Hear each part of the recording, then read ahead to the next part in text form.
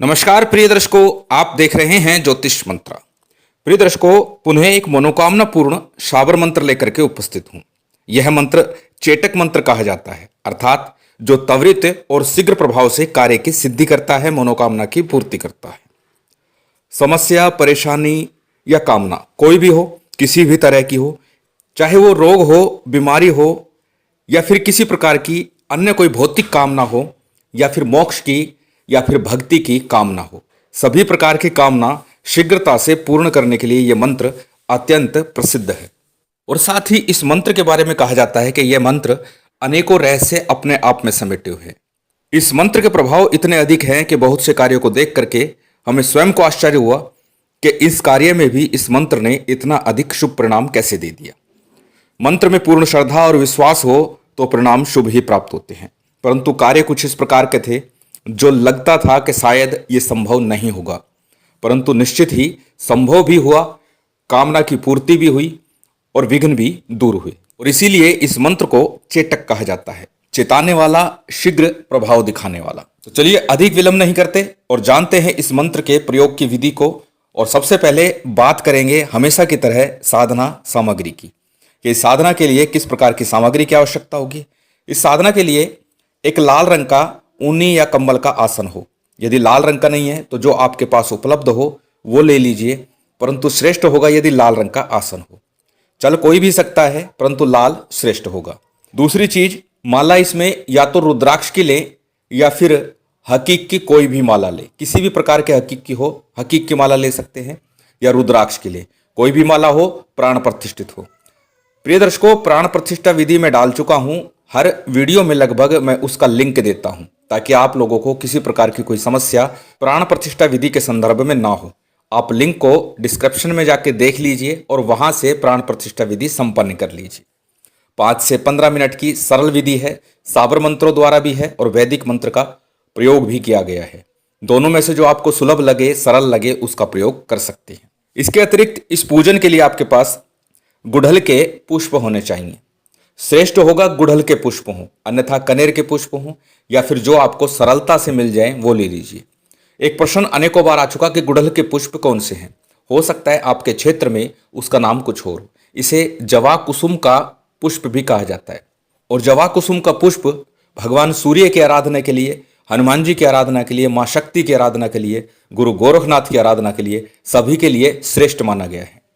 इसे गुड़हल का पुष्प कहा जाता है हमारे क्षेत्र में, और अन्य क्षेत्रों में जवा कुसुम भी कहा जाता है। चित्र इसका आपको वीडियो में मिल जाएगा, नाम के साथ में आप इसे पहचान सकते हैं, देख सकते हैं और फिर इसका प्रयोग कर सकते हैं। अन्यथा कनेर का पुष्प सरलता से, आसानी से मिल जाता है, उसे आप ले सकते हैं, नहीं तो कोई भी खुशबूदार पुष्प ले लीजिए। प्रिय दर्शकों, पुष्प का पूजन में बहुत अधिक महत्व होता है। वैसे तो प्रत्येक सामग्री का अपना एक महत्व है, अनेकों बार बता चुका हूं। ये भाव सृष्टि है, जिस भाव से हम कार्य करते हैं वही भाव पल्लवित होता है, पूर्ण होता है। जब हम पुष्प अर्पित करते हैं भगवान को, तो प्रार्थना करते हैं कि जिस प्रकार ये पुष्प खिला हुआ है, हमारा जीवन भी हंसी खुशी से खिला रहे, और जिस प्रकार इसकी खुशबू है उस प्रकार हमारे जीवन में खुशियां हो, आनंद हो, हमारा जीवन खुशियों से महक जाए। यही भावना, यही भाव होता है। फल अर्पित करते हुए हम कामना करते हैं कि मैंने ये फल जो मेरे पास उपलब्ध था वो दे दिया, अब आप मेरी कामना रूपी फल मुझे प्राप्त करा देना। यही कामना, यही भाव रख करके भगवान की पूजा अर्चना की जाती है। इस विषय पे पूर्व में कई बार चर्चा कर चुका हूं, विस्तार देने की आवश्यकता नहीं समझता। पुष्प के बाद फल अनार का हो, श्रेष्ठ होगा, अन्यथा कोई भी ऋतु फल आप ले सकते हैं। एक फल पहले दिन जब आप साधना करेंगे उस दिन कीजिए, पहले दिन ही पूजन अनिवार्य है, उसके बाद विशेष आवश्यकता नहीं है, आप सिर्फ मंत्र का जप कर सकते हैं। पुष्प और फल के बाद बात करते हैं भोग की। भोग सामग्री में जो आपके पास उपलब्ध है, विशेष कुछ भी नहीं है, जो भी आपके पास है, चाहे तो खीर का नैवेद्य बना लीजिए, अन्यथा लौंग, इलायची, पतासे का भोग लगा सकते हैं, शक्कर का भोग लगा सकते हैं, या जो भी आपके पास सरलता से उपलब्ध है, पतासे ही है या कुछ भी आपके पास है, वही आप अर्पण कर दीजिए प्रेम से। वही भोग आपका स्वीकार्य होगा इस साधना में। साथ ही जल पात्र एक आपको रखना है, संकल्प के लिए, शुद्धि आचमन इत्यादि के लिए। इतनी सी सामग्री है, बहुत अधिक सामग्री नहीं है। सामान्य जो पूजन सामग्री सभी पूजा पाठ में प्रयोग की जाती है वही सामग्री है। बात यदि वस्त्रों की करें, किस प्रकार के पहने, साधारण किसी प्रकार के वस्त्र पहन सकते हैं। काले नीले रंग का प्रयोग ना करें, बाकी किसी प्रकार के वस्त्र आप धारण कर सकते हैं। प्रिय दर्शकों, साधना काल में थोड़े से इस प्रकार के वस्त्र पहनने चाहिए जिसमें आप आरामदायक स्थिति में बैठ सकें। टाइट वस्त्रों को कभी भी साधना काल में धारण नहीं करना चाहिए। खुले वस्त्र पहन करके ही साधना की जाती है, जिससे कि सरलता से बैठा जा सके। और बहुत से मंत्रों में अनेकों बीज मंत्र लगे होते हैं, जिनको करने से अत्यधिक ऊर्जा उत्पन्न होती है, गर्मी उत्पन्न होती है, जिससे कि शरीर में गर्मी लगती है, घबराहट महसूस होती है। इसलिए खुले वस्त्रों में जप करना श्रेष्ठ होता है। प्राचीन समय में ऋषि मुनि साधु संत या कोई भी व्यक्ति जप करता था तो ऊपर अधो वस्त्र रखता था, यानी बिना सिला वस्त्र पहन करके ही पूजन करते थे। नीचे कोई धोती या फिर किसी प्रकार का ऐसा वस्त्र जो खुला है, उस प्रकार का वस्त्र पहन करके ही पूजा की जाती थी। तो आप अपनी सुविधा के अनुसार ऐसे वस्त्र पहनिए जिसमें आप आरामदायक स्थिति में बैठ करके पूजा कर सकें। चलिए अब बात करते हैं इस साधना को, इस पूजा को किस प्रकार करना है। किसी भी शुभ योग सिद्धि मुहूर्त में इस साधना को आप आरंभ कर सकते हैं। दिन कोई भी हो सकता है। श्रेष्ठ होगा यदि मंगलवार का दिन, शनिवार का दिन या रविवार का दिन इस दिन हो, श्रेष्ठ यही है। अन्यथा शुभ योग सिद्ध मुहूर्त हो, सिद्ध मुहूर्त होगा तो निश्चित है वो श्रेष्ठ ही होगा। जिस दिन सिद्धि योग बनेगा तो उस दिन आपको ये साधना आरंभ करनी है, प्रातःकाल या रात्रिकाल। रात्रिकाल इस साधना के लिए श्रेष्ठ है। प्रातःकाल ये साधना आप कर सकते हैं अपनी सुविधा के अनुसार। श्रेष्ठतम रात्रिकाल रहेगा 10 बजे के बाद में। बाकी आप चाहें तो सुबह 5 बजे कर सकते हैं, 6 बजे कर सकते हैं, जो भी आपका समय लगे उस समय इस साधना को सिद्धि योग मुहूर्त में आपको आरंभ करना है। सर्वप्रथम जिस दिन सिद्धि योग मुहूर्त हो, उत्तर या पूर्व की तरफ मुख करके चौकी या पट्टे के ऊपर लाल वस्त्र बिछा करके उसके ऊपर एक भगवान शंकर या गुरु गोरखनाथ जी का चित्र स्थापित कीजिए और साथ में महाकाली का एक सौम्य चित्र स्थापित कीजिए। सौम्य चित्र अक्सर बताता हूँ शांत स्वरूप, रौद्र रूप ना हो, तो शांत स्वरूप का माँ काली का चित्र स्थापित करना है। घी या तेल का कोई भी दीपक आप प्रज्वलित कर लीजिए साधना काल में। सबसे पहले आपको शुद्धि आचमन करना है, दीपक प्रज्वलित करना है और दीपक प्रज्वलित करने के बाद में संकल्प लेना है। संकल्प में अपना नाम, अपना गोत्र, उस दिन का तिथिवार नक्षत्र बोलना है और साथ ही अपनी वो कामना बोलनी है। इस बात का विशेष ध्यान रखना, कामना सिर्फ एक हो, दूसरी कामना एक साथ नहीं बोलनी है। दूसरी कामना के लिए दूसरी बार पुनः प्रयोग करें। एक बार में सिर्फ एक कामना का आपको प्रयोग करना है, एक कामना का उच्चारण करना है। अब आपका संकल्प पूर्ण हो जाए फिर हमेशा की तरह सामान्य सभी देवी देवताओं का आपको पूजन करना है। सबसे पहले गणेश जी का, फिर गुरु का, कुलदेव, पितृदेव, स्थानदेव इत्यादि का आपको सामान्य पंचोपचार रीति से जो सामग्री आपके पास उपलब्ध है उसी से आपको पूजन करना है। जैसे कि बताया, विशेष सामग्री की आवश्यकता नहीं, सामान्य जो पूजन सामग्री, अक्षत पुष्प जितने भी हैं वो ले लीजिए और उसी से सामान्य पूजन कर दीजिए।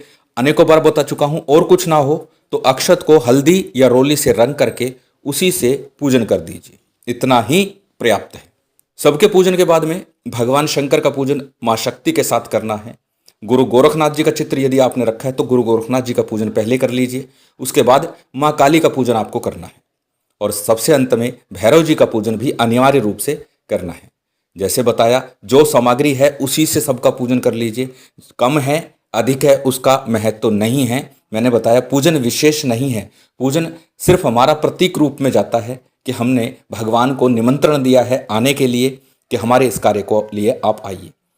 मंत्र का जप विशेष होता है। मंत्र जाप मम दृढ़ विश्वासा, पंचम भजन सुबेद प्रकाशा।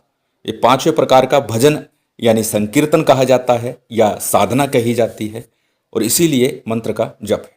अब सबसे पहले जब सबका पूजन संपन्न हो जाए उसके बाद में गणेश मंत्र की एक माला आपको करनी है। ओम गंग गणपति नमः कर लीजिए या ओम गणेशाय नमः, जो आपको सही लगे, जो आप सरलता से कर सके, उस मंत्र का एक माला का आपको जप करना है।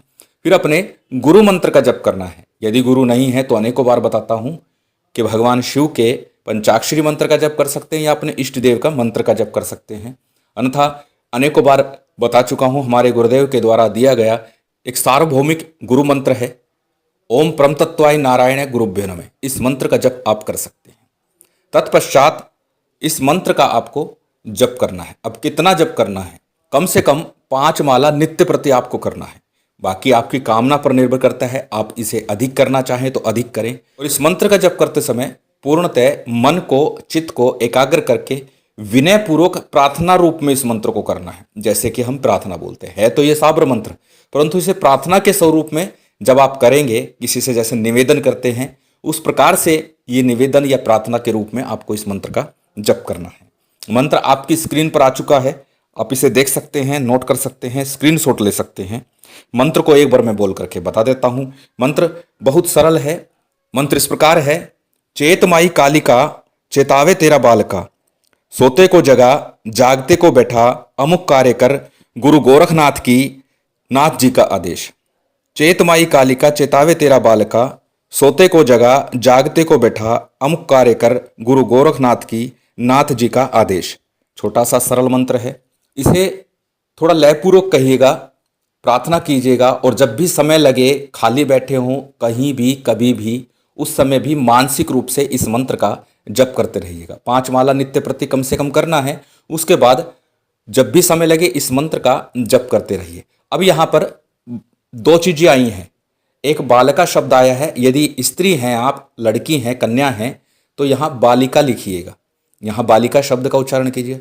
दूसरा अमुख आया है, अमुक के स्थान पर आपको अपनी उस कामना का, उस कार्य का उच्चारण करना है। यदि आप रोग से पीड़ित हैं तो अपनी बीमारी का उच्चारण करना है कि रोग बाधा निवृत्ति के लिए जो भी आपकी बीमारी है कि उससे छूट जाऊं, या फिर आप अपनी किसी कामना के लिए या किसी कार्य के लिए कह रहे हो, उस कार्य का या उस कामना का उच्चारण कर दीजिए।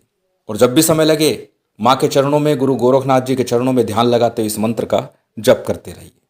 और जब आपका ये मंत्र जाप पूर्ण हो जाए, उसके बाद जो भी भोग नैवेद्य है वो आपको अर्पित करना है। जो भी भोग नैवेद्य है, माँ काली की आरती कीजिएगा या भगवान शंकर की आरती कर सकते हैं। उसके बाद जो भोग नैवेद्य है वो अर्पित कर दीजिए। परंतु साथ ही जब जब शनिवार आएगा, जब तक आपकी कामना पूर्ण ना हो जाए, तब तब आपको एक प्रयोग और करना है साथ में, वो भोग स्वरूप माँ भगवती काली को अर्पित करना है। अब वो सामग्री क्या है आपकी स्क्रीन पर है। इसमें आपको ये सामग्री तैयार करके रखनी है। शनिवार के दिन जब साधना पूर्ण होगी तब आपको ये करना है। बाकी दिनों में सामान्य जो भोग है वो आप अर्पित कर दीजिए। सामग्री क्या है? एक पान का पत्ता, एक जायफल, एक सुपारी, एक कमलगट्टा, 2 लौंग, 1 इलायची, 1 पतासा, और उसके ऊपर कपूर डाल करके आपको प्रज्वलित कर देना है भोग के रूप में। पहले माँ को पान के पत्ते के ऊपर ये सारी सामग्री रख करके दाहिने हाथ में माँ को भेंट करना है। माँ से प्रार्थना करनी है कि मैं ये सामग्री अपनी कामना पूर्ति के लिए आपको दे रहा हूँ और आप इसे ग्रहण करें। और इतना कहकर उस पात्र में रख करके, कपूर रख करके प्रज्वलित कर दीजिए। इतना कार्य हर शनिवार को आपको करना है। ये मंत्र अपने आप में श्रेष्ठ है। शीघ्र ही आपका कामना पूर्ति के मार्ग खुल जाएंगे। जब भी दिन में, दोपहर में, रात्रि में, जब भी समय लगे, इस मंत्र का मानसिक रूप से जप आरंभ कर दीजिए। क्योंकि बड़ा सरल मंत्र है, प्रार्थना स्वरूप वैसे है, तो निश्चित है आपकी कामना के मार्ग जल्दी से जल्दी खुलने आरंभ हो जाएंगे। महामाई की विशेष कृपा बनी रहे, गुरु गोरखनाथ जी की कृपा आप सभी पर बनी रहे, यही कामना है। और उम्मीद करता हूँ आज का ये मंत्र, आज की ये जानकारी आपको अच्छी लगी होगी। यदि अच्छी लगी हो तो कृपया लाइक कीजिएगा, शेयर कीजिएगा। यदि चैनल पर नए हैं तो सब्सक्राइब कर बेल आइकन बटन दबा दीजिएगा। जय माता दी, जय श्री राम।